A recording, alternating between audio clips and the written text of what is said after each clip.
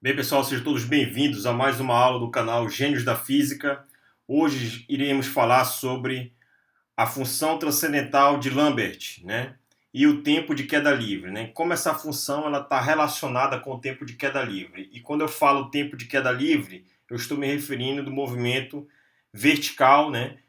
Com atrito, né? O atrito proporcional à velocidade, a força de arrasto linearmente dependente da velocidade, ok? E vamos falar aqui basicamente a conexão, né, desse tipo de movimento mais realístico, digamos assim, conectar ele com os movimentos retilíneo uniforme, movimento retilíneo uniformemente variado, calcular a velocidade terminal, calcular a posição em função do tempo desse corpo em queda e, por fim, calcular o tempo de queda livre e relacionar isso com a equação ou a função transcendental de Lambert, tá? Que é uma função complexa. Esse assunto é direcionado para os cursos superiores de Física e Matemática, mas algumas partes, algumas etapas, é perfeitamente compreensível para aluno do ensino médio, ok? Porque vamos falar de movimentos de retilíneo uniforme, movimento de retilíneo uniformemente variado.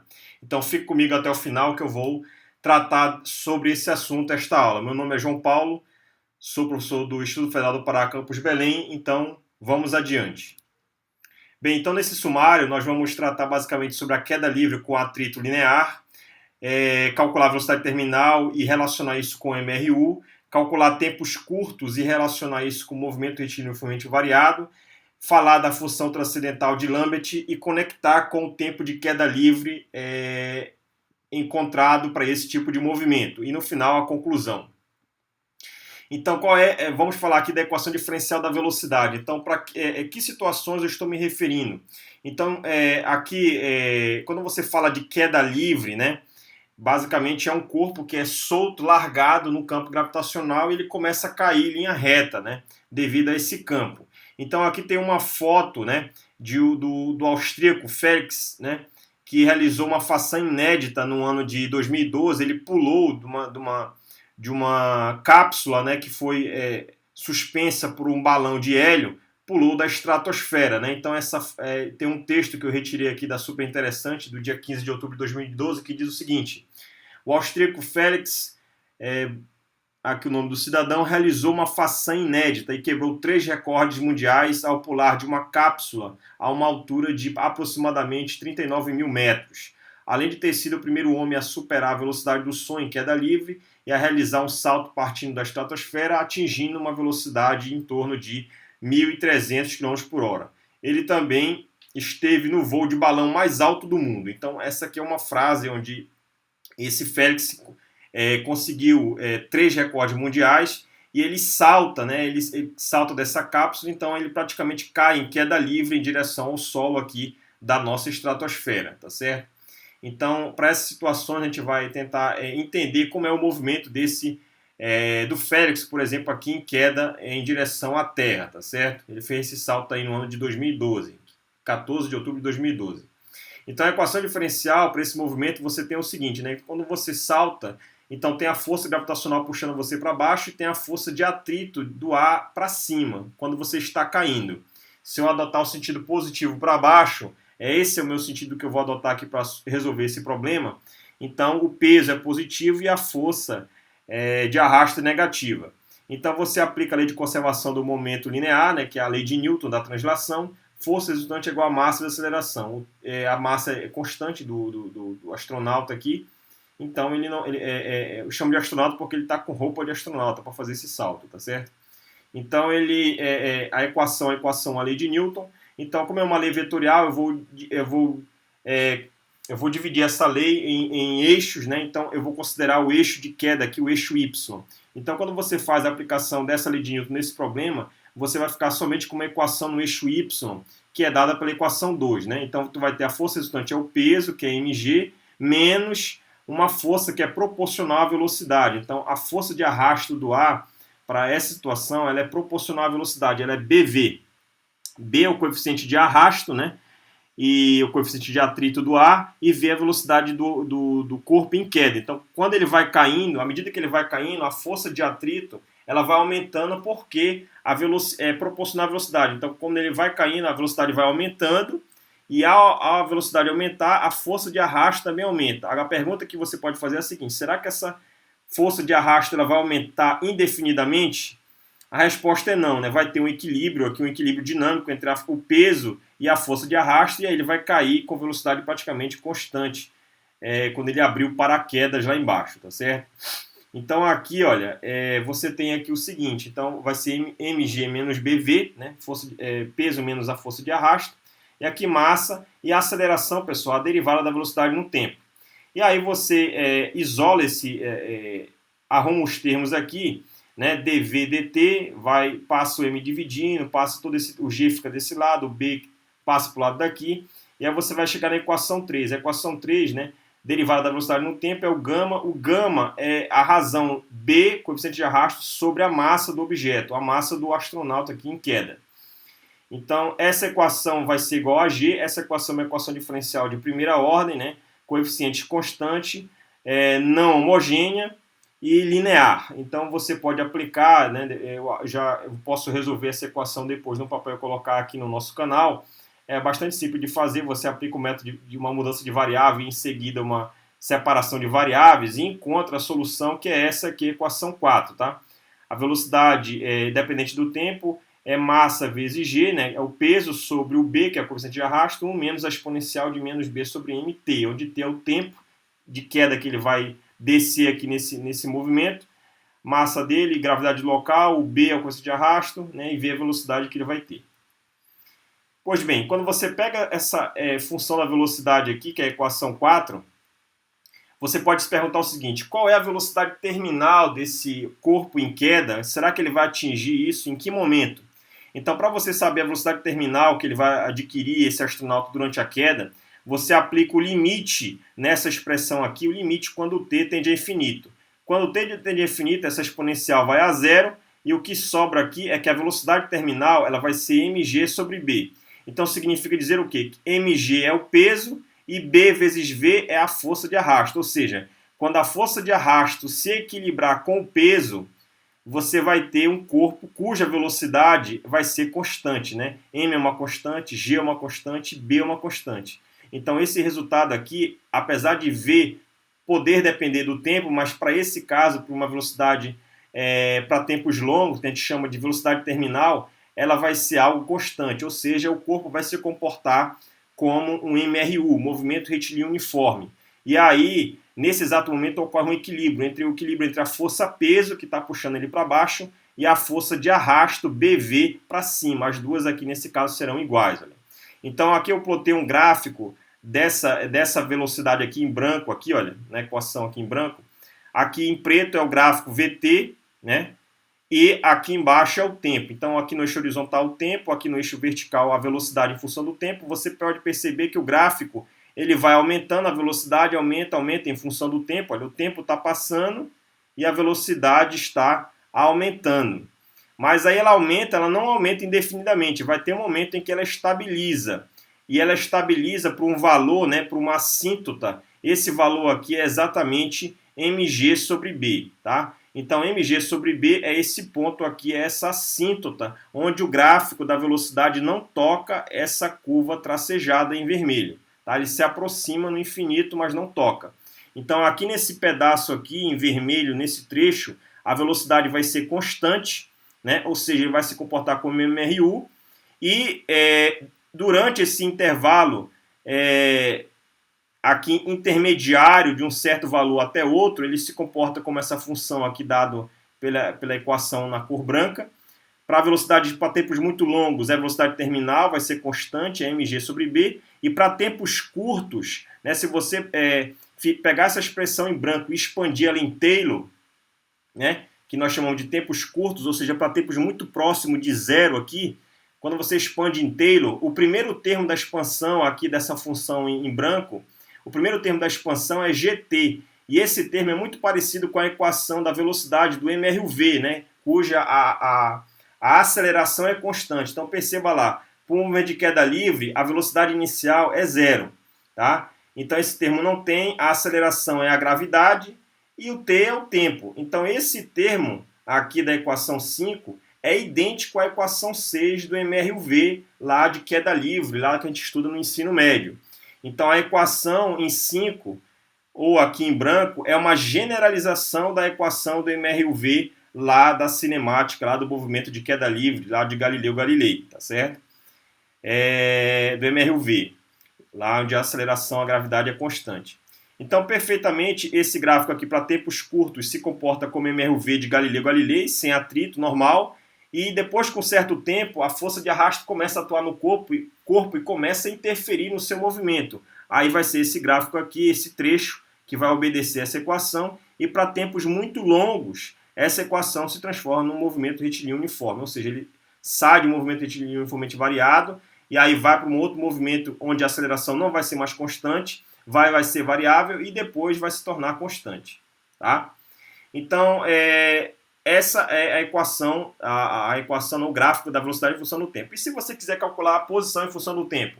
E aí você pega a equação aqui, olha, a lei de Newton, aonde tem a aceleração vai ser a segunda derivada da posição no tempo. Então você pode montar a equação a partir da equação aqui 2 ou de 1, você pode obter aqui que a aceleração é a segunda derivada da posição no tempo, y, e obter a equação 7, ou eu já tenho a equação aqui é em 4. E o que é a velocidade? A velocidade é a derivada da posição no tempo. Ou pegar essa fórmula e abrir ela em equação diferencial e resolver. Vai dar o mesmo resultado. Tá? Então a equação 7 e a equação 8 são idênticas. Você pode resolver a de cima ou de baixo, vai dar o mesmo valor. E ao você aplicar a mudança de variável, o método de variável separável para essa equação, que é uma equação diferencial de primeira ordem, coeficiente constante e não homogêneo e linear, você pode aplicar aqui em 8 e encontrar a equação 9. Tá? O y é a variação da altura de queda em função do tempo, y0 é o ponto inicial onde ele vai cair, que eu vou considerar como sendo a origem. O meu sistema de coordenadas está exatamente em cima do astronauta, ou seja, a posição inicial dele vai ser igual a 0, para baixo é positivo e para cima é negativo. Então, quando eu fizer isso, né, M é a gravidade, G é a gravidade, M é a massa, B é o coeficiente de arrasto, T é o tempo, esses termos todos já falei, e tem aqui a exponencial. Então, quando eu pego essa equação, eu posso fazer a expansão dela em Taylor. Quando eu faço a expansão dela em Taylor, dessa equação, eu posso encontrar o seguinte, né? Que perceba, quando você expande isso em Taylor, o que é uma expansão em Taylor, pessoal? É escrever uma função a priori qualquer como um polinômio, desde que ela tenha variável, que ela seja uma função contínua, bem comportada e cuja as derivadas existam, tá certo? As derivadas enésimas, primeiras, segundas, terceiras e enésimas dessa função aqui. Então, você pega essa função, que basicamente é um exponencial, e expande ela inteira, escreve como um polinômio, uma expansão de polinômio. Então, polinômio de ordem 0, ordem 2, ordem 3 e assim por diante. Então, perceba que quando você expande ela em Taylor, né, isso a gente aprende em cálculo 1, lá no livro do Guido Risi tem a expansão em Taylor, no final do livro tem a expansão em Taylor lá, que ele mostra. Então, você pode fazer a expansão em Taylor dessa função em branco e mostrar aqui que essa função vai ser y0, aqui gt quadrado, gt ao cubo e ordens de t à quarta em diante, ou seja, essa aqui é uma série infinita. Essa aqui também, em 5, também é uma série infinita, tá? Tem termos de ordem cúbica e quarta e assim por diante. Então, quando você compara a equação de cima, que é idêntica à de baixo, né? Você só escreve como uma expansão, mas é infinita, e aí a forma fechada dela é a equação de cima, você pode comparar ela com o gráfico da posição em função do tempo do MRUV, do movimento retilíneo uniformemente variado, que é uma parábola, que é a equação 11 aqui, olha. Y0, velocidade inicial no tempo, gt quadrado. Para a gente, o Y0 vai ser 0, a velocidade inicial aqui desse cidadão aqui, quando ele for cair, a velocidade dele inicial vai ser 0, tá? E aí você pode comparar com a equação 10 aqui, o MRUV. Então, perceba aqui que o y0 bateu, aqui o primeiro termo, a velocidade inicial é 0, não tem, sumiu, aqui não aparece, olha. E o terceiro termo é idêntico a esse. Então, o que eu quero dizer é o seguinte, que para tempos curtos, né, ou seja, aqui do lado você tem um gráfico da posição em função do tempo, aqui, olha. Eixo vertical y, posição em função do tempo do astronauta em queda e o t é o tempo. Então o gráfico em azul é exatamente a função aqui em branca, como está mostrada, ou em 10, como você queira, tá? Então aqui você pode perceber que o gráfico para tempos muito próximos da origem, esse gráfico aqui é igual a uma parábola, a parábola do MRV lá de Galileu Galilei, tá? Então aqui para tempos curtos, essa função se comporta como um movimento retilíneo uniformemente variado. E depois de um certo tempo, ela vai começar a obedecer à equação aqui, que é uma exponencial basicamente, tá certo?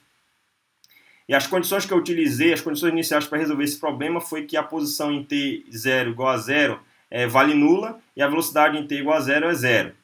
E aí você pode se perguntar o seguinte, bem, eu já calculei a velocidade, calculei em função do tempo, a posição em função do tempo para esse movimento, e como é que eu vou calcular agora o tempo de queda desse corpo aí, né, desse astronauta em direção ao solo? Então, se você pegar a equação aqui da posição em função do tempo, que é essa de cima, tá certo? Se você pegar ela, você pode mostrar que essa equação aqui, considerando y0 igual a zero, e esse y é a posição final do meu corpo, do meu astro, do meu astronauta. Então, essa equação você pode reescrevê-la como sendo uma função do tempo, tá? Porque tem um tempo bem aqui, ó. Então, uma função do tempo que vai multiplicar uma exponencial também dependente do tempo, né? Então, tu tem uma função do tempo multiplicada por uma exponencial que tem uma dependência no expoente temporal igual a uma função S.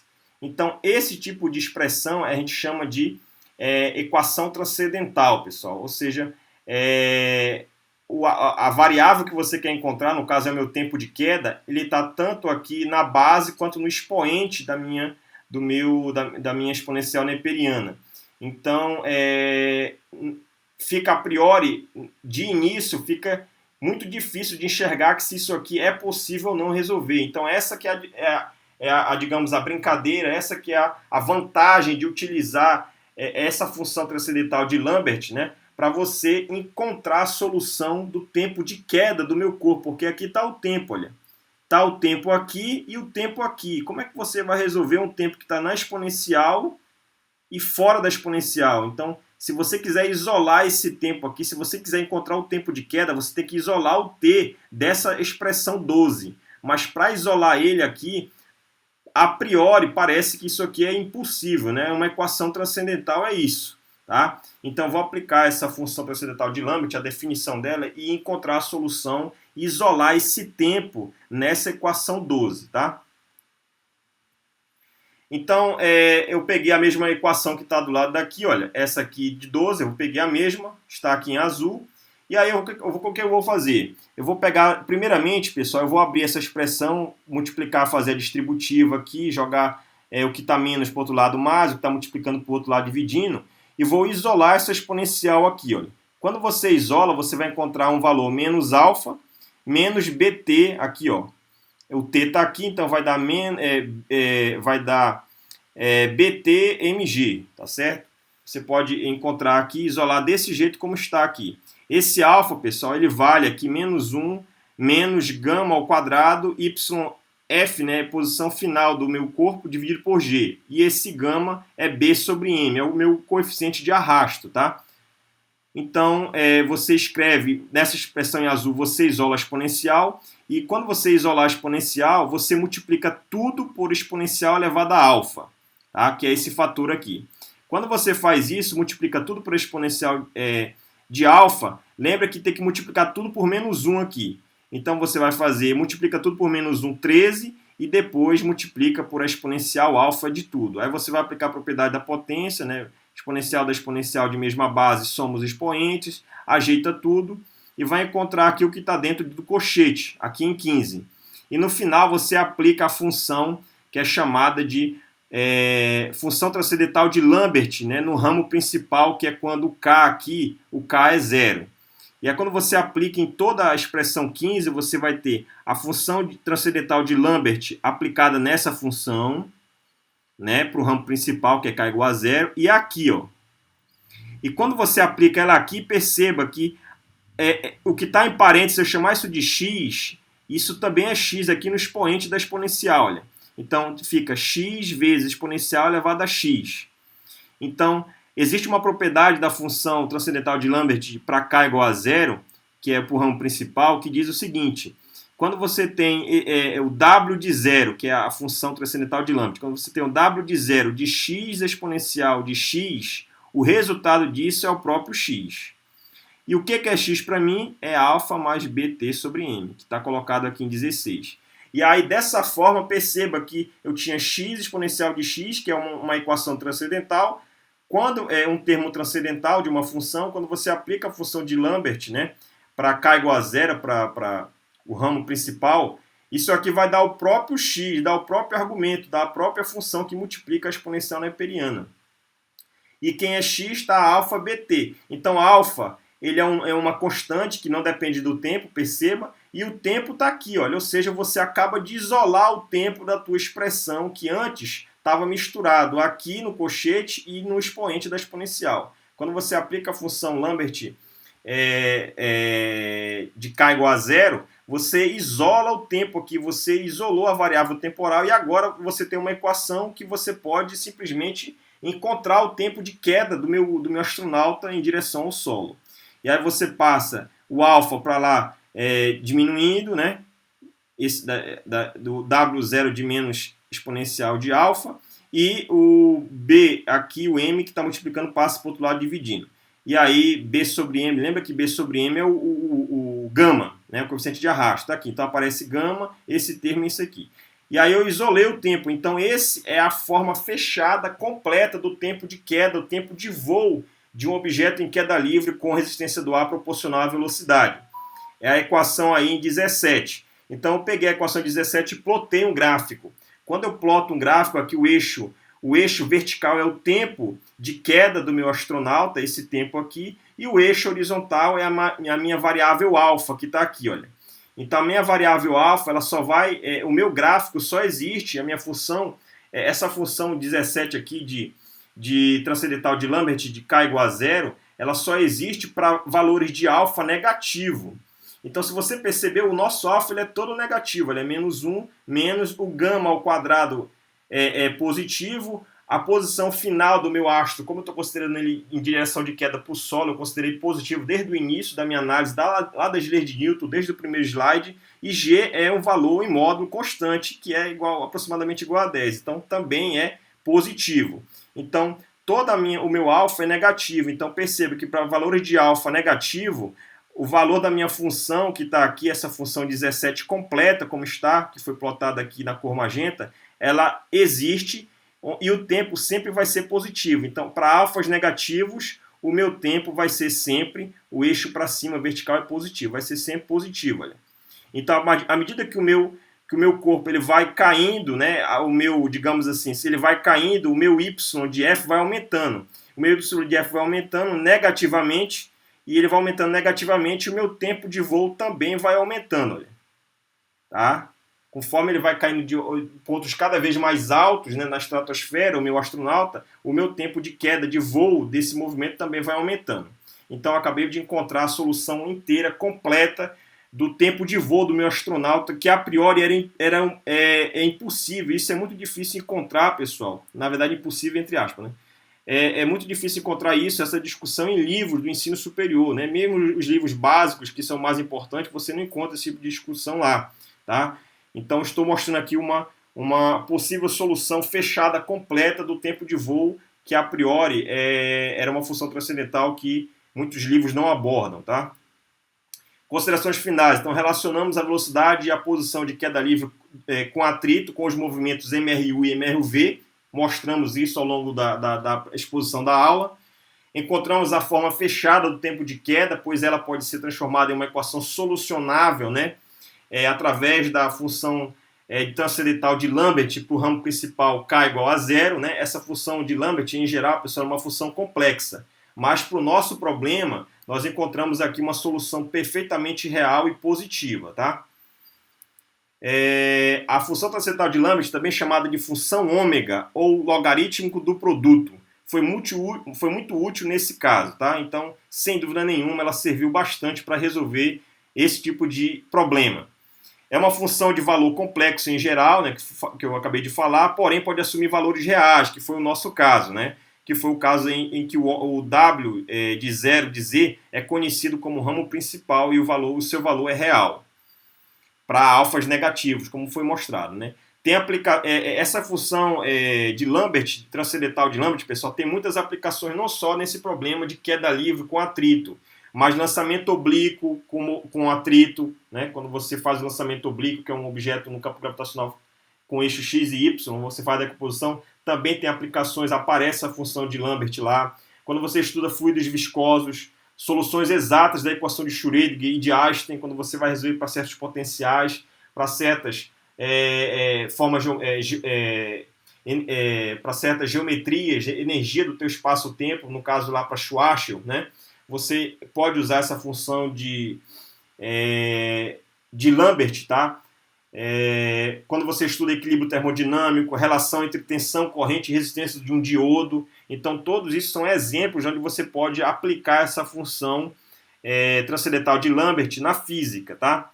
Aqui são as referências bibliográficas, eu usei aqui o Hofmann Alpha, algumas ideias que ele coloca lá, o Moisés Nussenswag, para entender a ideia do lançamento, o movimento de queda livre com atrito, né? Pode pegar o Halliday também, volume 1, e aqui essa nota em PDF que é muito boa, que fala muito sobre a função transcendental, né, de Lambert. Então, eu gostaria de agradecer ao IFPA Campus Belém, aos estudantes e docentes na qual é direcionada essa aula. Aqui, né, você tem aqui a caricatura do Leonhard Euler, né, e aqui uma equação, a decomposição de Euler, uma das equações mais importantes que envolvem o número irracional neperiano, né, o E, o Π, né, e o 1, né, que são constantes muito importantes na matemática. Então tem uma frase do Leonhard Euler que diz o seguinte: eu venho de um país onde as pessoas são enforcadas quando elas falam. Leonhard Euler, físico e matemático suíço. Gostaria de pedir para você que se inscreva no canal, ative as notificações, né? Isso fortalece muito o nosso trabalho. Espero que todos tenham gostado. Bons estudos e até mais!